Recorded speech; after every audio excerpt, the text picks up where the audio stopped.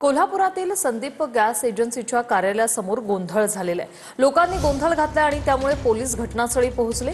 मुंबईत चारकोपमध्ये सिलेंडरसाठी लोकांची आजही रांग लागलेली पाहायला मिळाली, तर काल सिलेंडर न मिळाल्याने लोकांनी गोंधळ घातला होता।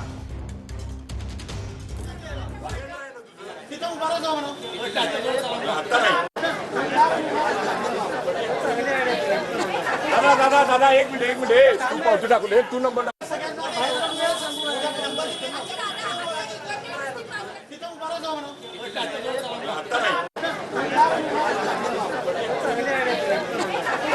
दादा एक मिनिट तू पावती टाकले तू नंबर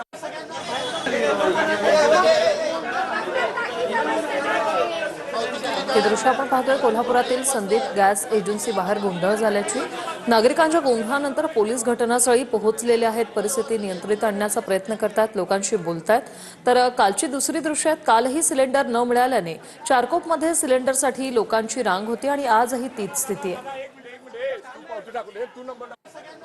चारकोप गावात सध्या गॅस सिलेंडरसाठी लोकांची प्रचंड गर्दी झाली आहे। तुम्ही बघू शकतात, काल पण अशाच प्रकारची इथे लोक जमले होते आणि गॅस न मिळाल्याने लोक संताप झाले होते आणि याच ठिकाणी गोंधळ घातला होता। आज पण सकाळी 5 वाजल्यापासून लोक चारकोप गावात सकाळपासून इथे एलपीजी गॅससाठी रांगेत उभे आहेत, पण आज यांना गॅस भेटणार की नहीं भेटणार हा माहित नहीं, पण लोकांची खूप तक्रार आहे। लोकांकडे खूप हे आहेत की यांना टोकन पण दिले तरी पण त्यांना गैस भेटत नहीं है। कब से यहाँ पर खड़े? मैं 28 तारीख से सर आ रहा हूँ, लेकिन गाड़ी बाटला नहीं मिल रहा मेरे को।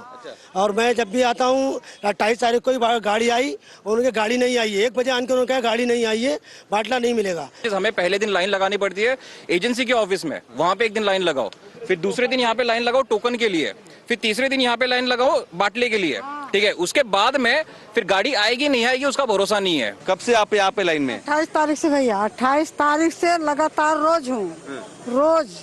कल टोकन दिया और मतलब बाटला आता है कहाँ जाता है, हाँ। और 28 तारीख के रोज 6 बजे तक इधर बैठे हूँ।